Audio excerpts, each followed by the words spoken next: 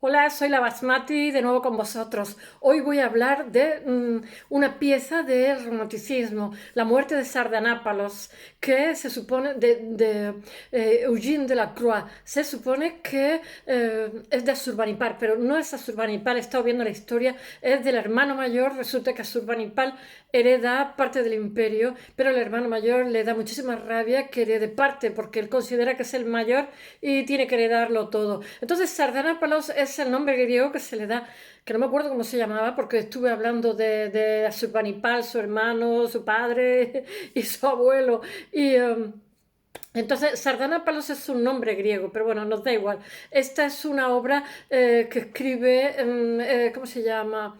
Lord Byron, y lo que pasa es que Lord Byron le da una resolución distinta. Está basada sobre un hecho real que cuenta un historiador griego, y de cuál fue su suerte al final, porque realmente el cuadro que vemos ahora, lo he puesto en el blog, de la muerte de Sardanápalo, realmente es como una especie de aquelarre, de orgía, de sexo y de violencia, porque este rey, cuando las tropas, cuando vence la batalla, o sea, cuando pierde la batalla, las tropas lo rodean, se mete en su palacio, hace una gran hoguera, mete todas sus joyas y entonces le ordena a sus criados que maten a su concubina. Tiene un amante también que se llama Mirra, pero Eugène Delacroix pinta a Sardanápalos en una gran cama sobre una colcha roja y realmente está con el brazo así, está aburrido, y sin embargo están dando muerte a sus caballos de carrera, están dando muerte a sus perros, están dando muerte a sus concubinas, a Mirra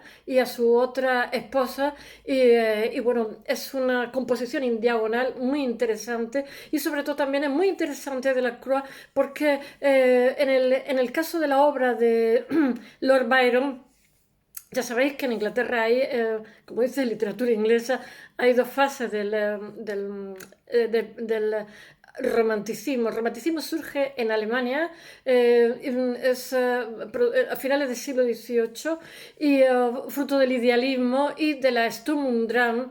Y realmente los inventores del romanticismo son ellos. Lo que pasa es que son como los españoles, se venden muy mal. Los alemanes, aunque tengan prestigio, se venden fatal. Lo que se venden bien son franceses, italianos, ingleses, siempre se han vendido bien.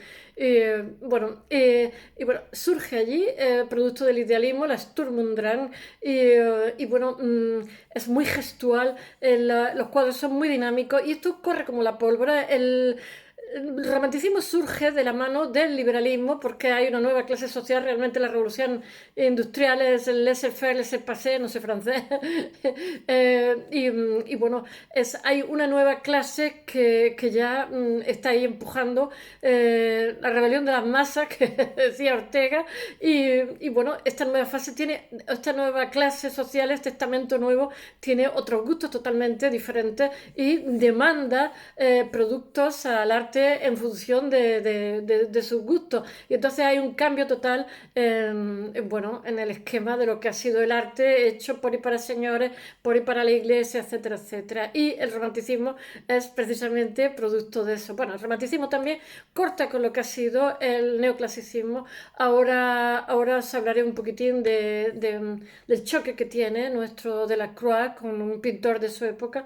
Y son antagónicos, pero es que de alguna forma el neoclasicismo tiene el rigor neoclásico, etcétera, mientras que el romanticismo es muchísimo más gestual, utiliza ¿cómo diría yo? El Ingres, que es de que os voy a hablar también, que es su competidor, porque él es íntimo de Géricault, pero Géricault muere muy joven, no sé si llega a los 30 años. Entonces, claro, se queda él solo en el panorama.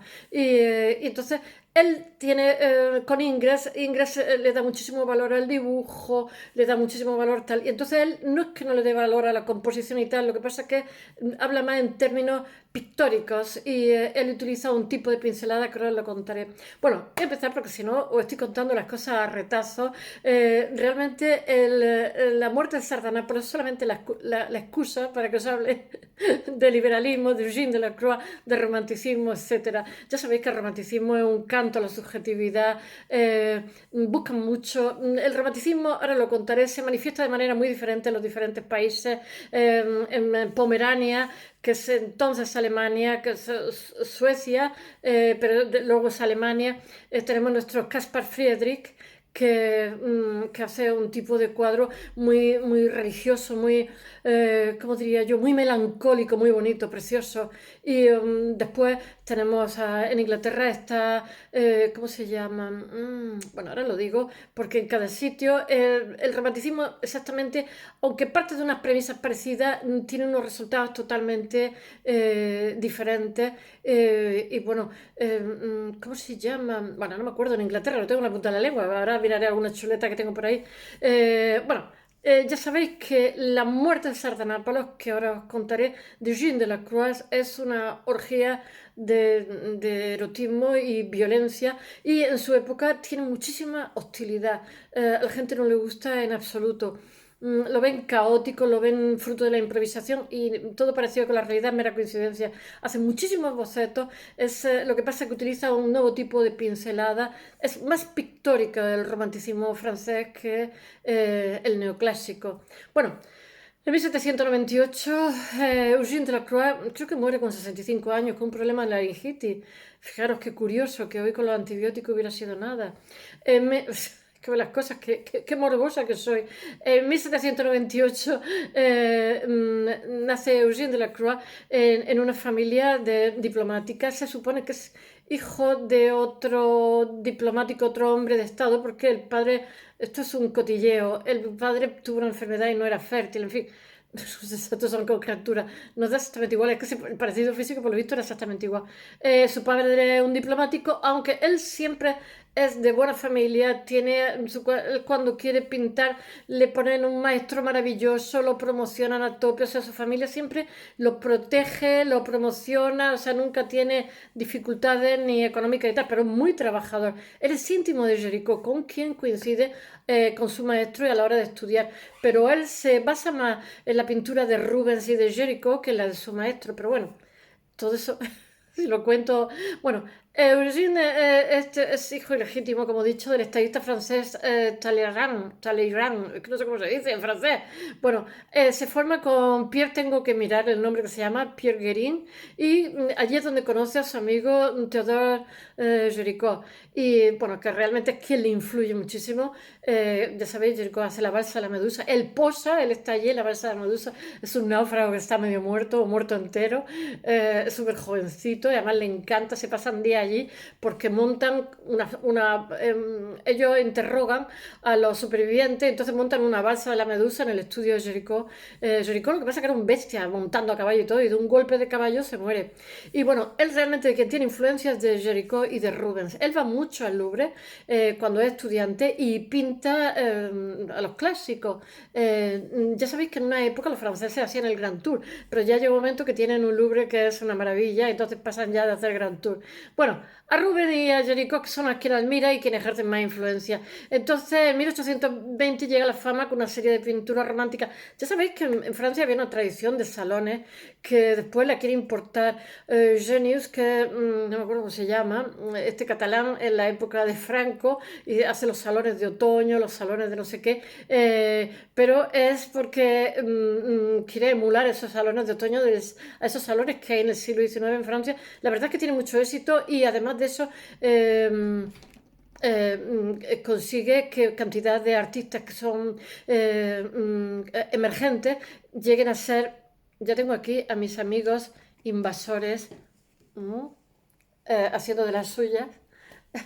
Muchos artistas que son emergentes, perdonad un momento, pero es que no tengo luz y voy a poner más luz.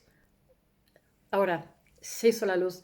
Bueno, estos salones consiguen que muchos artistas emergentes lleguen a ser buenos artistas, o sea, que sean consagrados. Y es gracias a estos salones en donde se dan una serie de personas, 12 o 15 personas que llevan a un artista y dicen que normalmente son el embajador, no sé qué tal, son gente preeminente que lo que aprovechan es, digamos, su situación de popularidad o de poder para promocionar a alguien que le ha gustado de verdad y dar la razón. Y entonces se presentan en esos salones. Eso fue lo que se hizo en España en los años 40.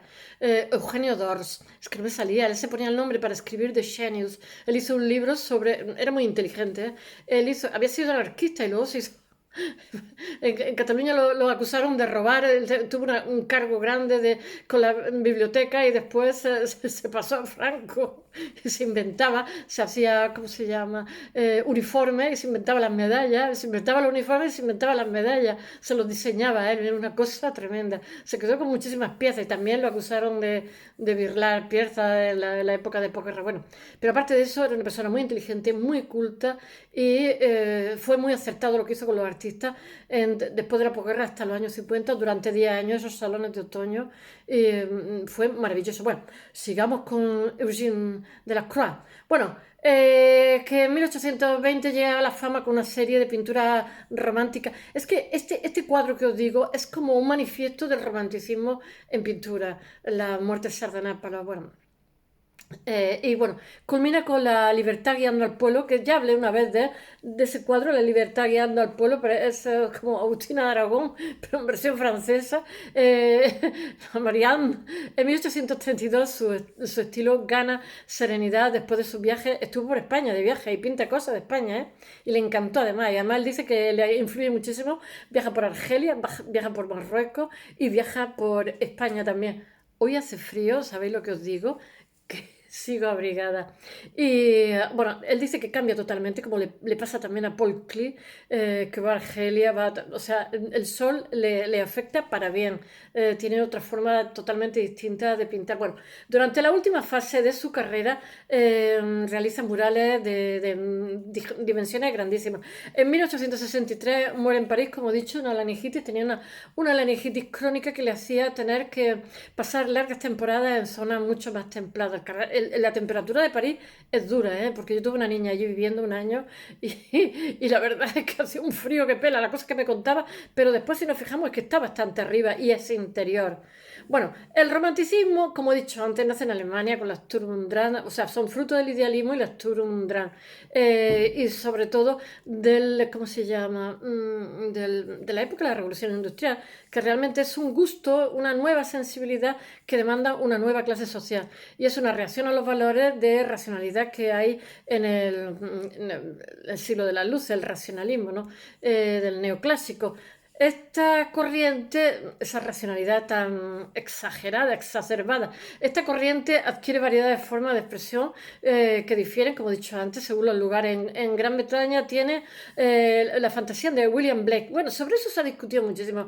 Ya sabéis que Blake era un niño muy creativo, sus padres son calceteros, son muy modernos, y entonces pues no lo mandan a la escuela, y entonces el niño pues escribe una poesía maravillosa, hace grabados, etcétera, etcétera. Su grabado me gustan regular, su poesía es maravillosa, pero no exactamente lo veo romántico, ¿qué queréis que os diga?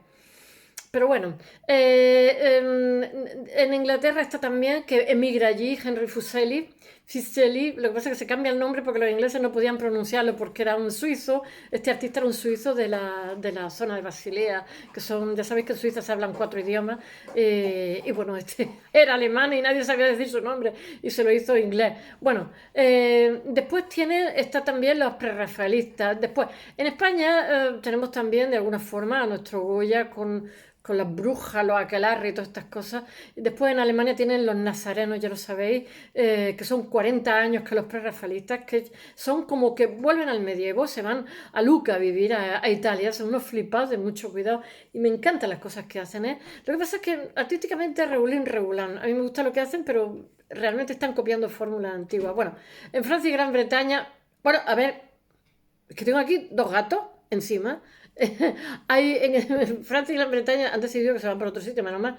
En Francia y Gran Bretaña tenemos el exotismo, que el exotismo de Oriente que aporta. Ya sabéis que tienen una serie de colonias y todo eso pues se traduce en Francia, por ejemplo, en las chinasières, que son habitaciones como tipo. Entonces eso a los románticos les chifla, esa fascinación con Oriente, bueno, ese sabor orientalista. De hecho, muchos de los cuadros que tienen que ver con Oriente. Estoy intentando no reflejar en la medida de lo posible, pero no hay manera.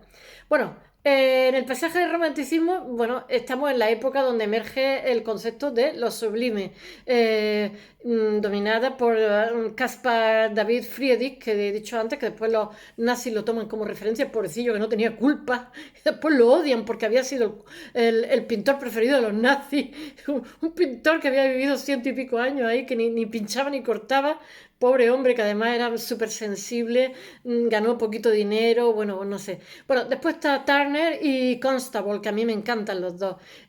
Por eso os estoy diciendo que, aunque el romanticismo hay una sensibilidad común, sin embargo, la estética romántica no tiene mucho que ver una con otra. Bueno, Friedrich abre una vía de extensa espiritualidad en los campos de Pomerania, como he dicho antes, era súper melancólico, de hecho, al final de su vida estaba deprimido. Bueno, hay un sentimiento religioso grande. Bueno, la muerte de Sardanápolo de Delacroix reúne elementos, es un manifiesto del romanticismo, como he dicho, es un lienzo gigantesco, es maravilloso, es un caos de perros, caballos, ciervos, y el Sardanápolo está ahí un poco aburrido, porque esa displicencia le gusta mucho a los románticos, ¿no?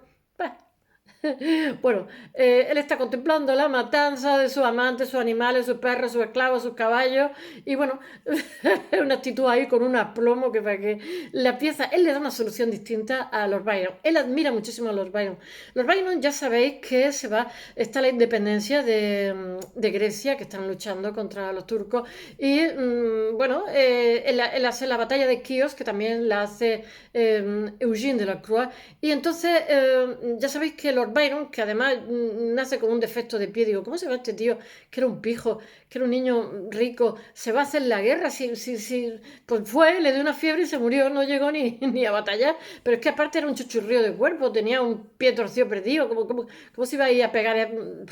Qué disparate, lo que pasa es que se fascina totalmente con Grecia, es que Grecia es una maravilla. Bueno, la muerte de Sardanápalo está, todo, el rojo es la colcha, hay muchísimos colores cálidos porque, bueno, también ocre, hay una luz que entra como de la ventana hacia adentro, una luz natural, ¿qué podría yo decir de esta pintura? Que está en diagonal, que hay muchísimo dinamismo, ya os he dicho que es un manifiesto del romanticismo, muchísima sensualidad, violencia, él lo que quería era los románticos son muy gestuales, despertar emociones en el espectador, no que se quedaran, no que fueran tan intelectuales, tan impasibles. Bueno, ya sabéis que hay una rivalidad entre Ingres y Delacroix que la alimentan los periodistas y los críticos, entre el rigor de la pintura del neoclásico y la emotividad del romántico, y las nuevas tendencias. El público era muchísimo más neoclásico que romántico, pero sí todo, este señor tiene prestigio y sabe que puede hacer lo que quiera cuando quiera. Bueno, entre ambos se genera una rivalidad alimentada por escritores, por críticos. Baudelaire es un grandísimo admirador de Eugène Delacroix, y de hecho tiene unas palabras de loa que las pongo al final sobre esta pintura. Bueno, Ingres representa la tradición, como he dicho antes, el conservadurismo, la autoridad, le da moral, mientras que, porque le da muchísimo valor al esquema, al dibujo, etcétera. Mientras que Delacroix es la joven promesa, el emergente, la joven promesa rebelde. Y esta competición no solo enfrenta dos generaciones y dos estilos, porque es mucho más mayor Ingres que Delacroix, que es jovencito, dos estilos contrapuestos. Ingres insiste en el dibujo y en la claridad de la expresión artística.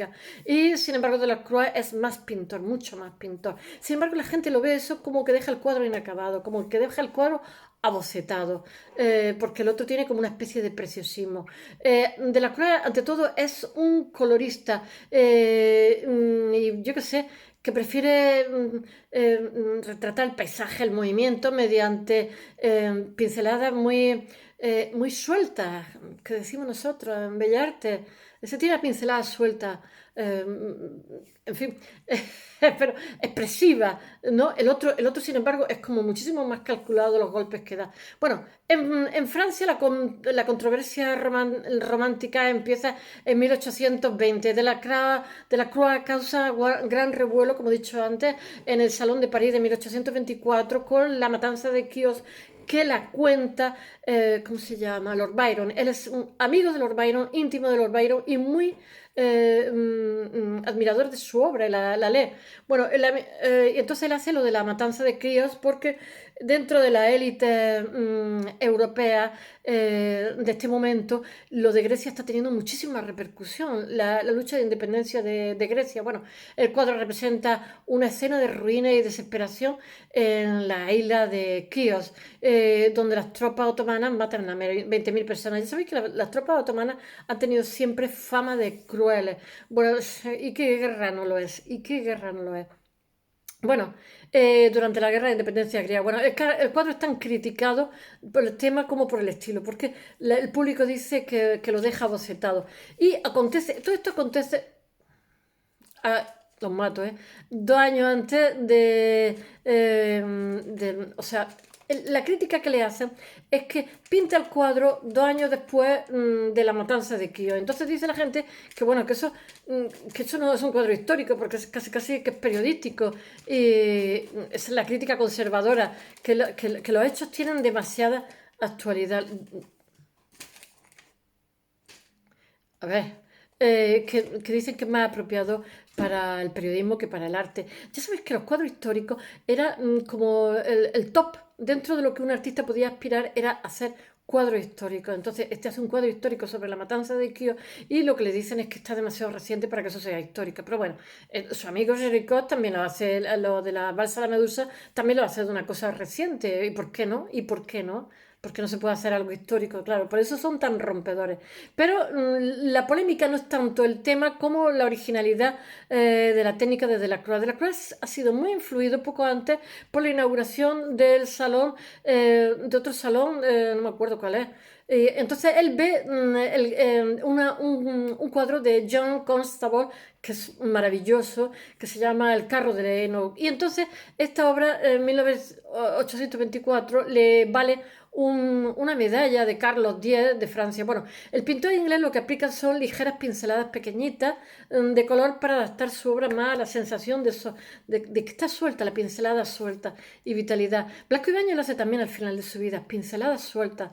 Por eso utilizamos los pinceles grandes, para que las pinceladas sean sueltas. Sin embargo, la gente cuando se pone a pintar, yo no sé por qué compra unos pincelitos pequeñitos para hacer las pestañitas, las maripositas, no sé qué. Y nosotros cuando llegamos a la facultad nos obligan a comprar brochas de esas de pared para pintar, rodillos. Yo he pintado hasta con el mocho de mi casa.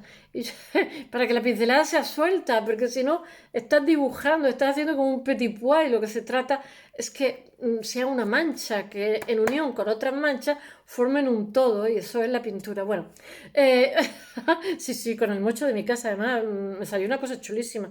Delacroix está inspirado por esta técnica y vuelve a pintar y pinta así la matanza de Quíos, rompiendo totalmente con la convención clásica donde tenían un terminado como más satinado, donde se mezclaba la pintura para obtener un terminado como más fino, bueno, más realista. Bueno, y él no, él empieza, digamos, una técnica que ha visto, empieza a aplicarla.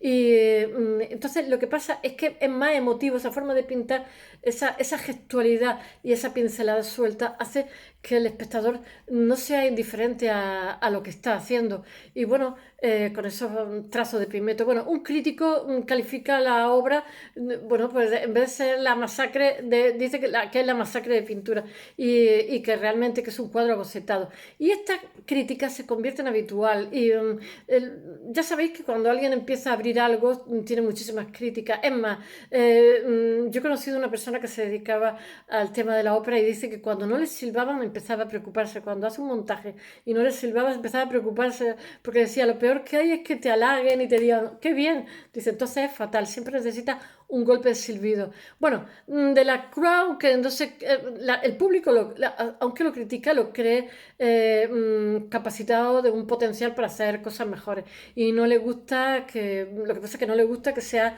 tan rompedor y tan novedoso en sus lienzos porque ven la obra, como he dicho antes, como inacabada. Después de Quíos, la guerra de independencia griega, por supuesto, continúa y entonces capta la mirada de la élite, como he dicho antes, intelectual y artística del romanticismo. Y algunos viajan a Grecia, como he dicho, Lord Byron, que no llega ni a unirse a combate porque le da una fiebre que se muere antes en Mesolongi o algo así, o Mesolongi, es que no me acuerdo cómo se llama el pueblo, y bueno, y no llega ni a luchar. Esta muerte lo eleva a un estatus de héroe y entre los círculos románticos eso tiene una grandísima repercusión y de la Cruz a uno de sus amigos y admiradores fervientes y entonces el artista se inspira en los escritos de Lord Byron y se basa en la obra de teatro del inglés para las grandes obras y entonces que la hace y también el historiador y la ejecución de Marino y la muerte de Sardanápalo. Bueno, Sardanápalo, la tragedia de Byron, tiene un final mucho más bonito porque él coge a Sardanápalo, coge a su amante y entonces en la hoguera que han hecho se cogen de la mano y deciden suicidarse juntos. Nuestro de la Cruz lo hace más cruento, mata a los perros, a los caballos, al harén y él mientras está así aburrido dejó caer en la cama. El historiador en el que se basa se llama Diodoro de Sículo, pero este historiador habla del hermano mayor. Sardanápalo no es Asurbanipal, 7 siglos antes, Siria, el rey sirio, sino el hermano mayor que no está de acuerdo con la herencia y se rebela contra Asurbanipal, que en ese momento ya ha hecho el imperio más grande, etc. Entonces Asurbanipal lo vence y entonces Sardanápalo, la gente crea que era Asurbanipal y es su hermano. Bueno, y ¿qué puedo deciros? Que es un monarca que se dedica a los placeres, pero en un momento dado se ve obligado a pasar la acción cuando ve a su país peligrar por una insurrección. No es una insurrección, el insurrecto es él. Y tras la devastadora batalla durante que las tropas del rey son tal, Sardanápalo se retira a sus aposentos, a su palacio. Ya sabéis que estaba en una zona más acotada dentro de lo que eran las murallas, y entonces le prende fuego a su trono de oro, y entonces está dispuesto a acabar con la vida de antes que caer en manos del enemigo, de que sus concubinas, sus bienes, incluso él mismo, y entonces hace como una especie de muerte en grupo. Berlioz hace una composición sobre esta historia tan bonita. Y bueno, la hace también nuestro de la Croix, que hace como el manifiesto. Otra vez estamos aquí, romántico con lo de Sardanápalo. Lord Byron también escribe una obra de teatro, pero con un final más noble, con su concubina favorita, Mirra. Y bueno, y de la Croix lo que pasa es que imagina un desenlace muchísimo más cruel, más turbulento, porque él, su uso le gusta el tremendismo, que a los españoles nos gusta también, con Pascual Duarte, somos también muy tremendos, todo muy tremendo. Bueno, pues el romanticismo es muy tremendo también, todo es exagerado, exagerado. El rey manda a destruir sus tesoros, ordena la muerte de todas sus concubinas, sirvientes, caballos, perros, y bueno, y todo lo que ha proporcionado placer en vida no le tiene que proporcionar placer a nadie más que a él, porque son sus pertenencias, anda que sí son un machismo, y que nadie va a sobrevivir a su muerte, ni los mismos esclavos, se van a matar uno a otro. Bueno, y el cuadro explota la afición del público. Es un tema morboso, pero vamos, por el orientalismo.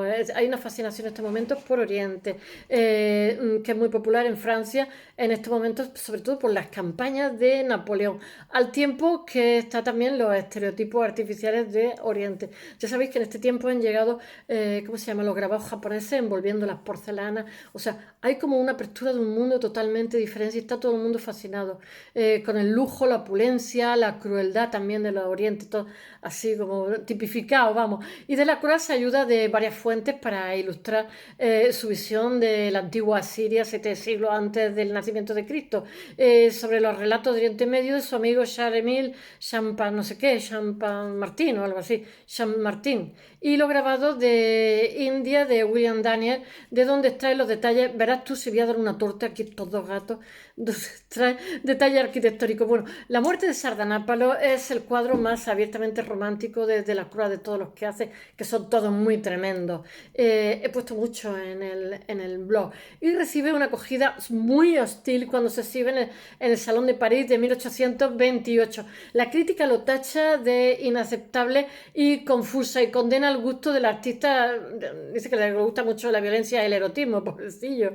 Tampoco eso, lo que le gustaba era no dejar indiferente al que miraba el cuadro. Y como el neoclasicismo es tan políticamente correcto, pues intenta ser políticamente poco correcto. Bueno, los románticos han invadido el salón y escribe un crítico consternado. Una de las objeciones principales es su aire caótico. De caótico no tiene nada porque está calculado al milímetro y además se han hecho investigaciones sobre eso y se han descubierto la cantidad de bocetos que había para la composición.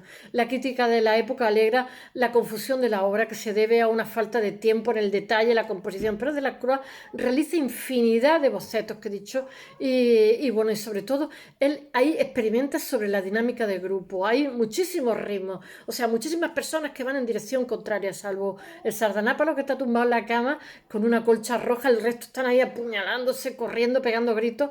La escena es un caos total que está minuciosamente pensado. Bueno, Baudelaire es admirador de Delacroix y le dedica guiños en el Spiel en París, que lo hizo también un umbral, ese título, destacando los aspectos más espeluznantes de la obra, la actitud del propio rey, como he dicho.